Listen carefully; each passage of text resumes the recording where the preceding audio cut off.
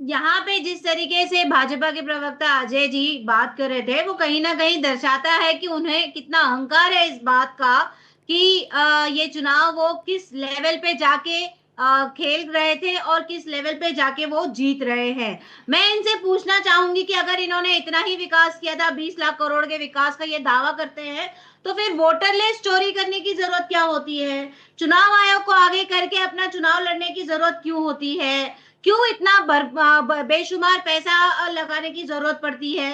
तो मैं आपसे ये बताना चाहूंगी कि ये पूरी तरीके से इलेक्शंस रिग्ड रहे हैं। हमने देखा है कि बहुत सारी जगह पे चुनाव आयोग एकदम मुख्य दर्शक बन के बैठा हुआ था, रक्षक ही भक्षक बन गया था, और जी। इसी वजह से आपने देखा है कि मुंबई के चुनाव हो या जो बाकी 29 महानगर पालिका के चुनाव है, उसमें वोटर टर्नआउट कितना कम हो गया है।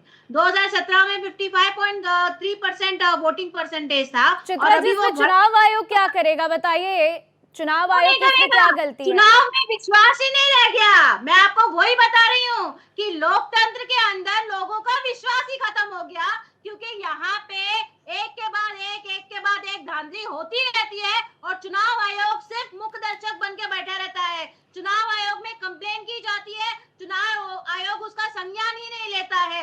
आपको मैं बता दूं, ऐसे कितने पोलिंग स्टेशन थे जहां पे बाहर के वोटर लिस्ट अलग थी जो जी। लोगों कार्यकर्ताओं को दिया गया था, और पोलिंग स्टेशन के अंदर की वोटर लिस्ट अलग थी।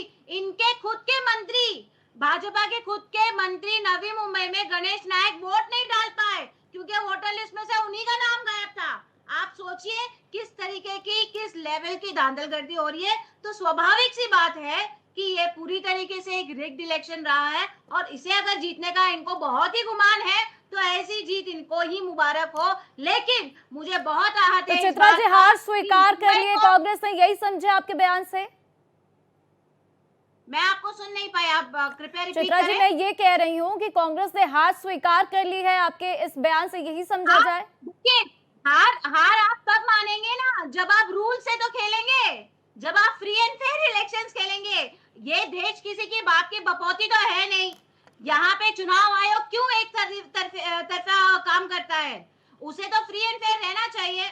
वो अगर पूरी तरीके से सत्ता पक्ष के पास चला गया है, जी। उससे पूरी तरीके से कॉम्प्रोमाइज हो गया, तो आप इसे निष्पक्ष चुनाव मानेंगे क्या? हम 35 साल से काम का बीएमसी के अंदर इल्जाम आप आई लगा रहे नहीं, हैं, तो उनके आप साथ तो इस मिलके तरह के चुनाव की सत्ता अनर्गल होगी है। अनर्गल तब आरोप आपकी लगाना क्यों बनती? आज आपकी मानसिकता है। आप लोग, अगर आपको चुनाव आयोग इतना जी। खराब लगता है, चुनाव आयोग पे विश्वास नहीं है, तो सबसे पहले राहुल गांधी को बोलिए इस्तीफा दे दे, गांधी को बोलिए इस्तीफा दे दे, सोनिया गांधी को बोलिए इस्तीफा एग्जैक्टली, दे ये दे, हद आप अपने होती है। विधायकों नरेंद्र से, मोदी खुद आप अपने जीतेगा जीते कि हुए चुनाव कारपोरेटरों से जीतेगा, इससे बोलिएगा इस्तीफा बेहतर दे दे। क्या और बनेगा है? चुनाव क्यों लड़ना है जब आपको ये विश्वास है कि हम जीत ही नहीं पाएंगे, तो क्यों चुनाव लड़ रहे हैं? ये सिर्फ और सिर्फ अपने फेस को सेव करने के लिए है।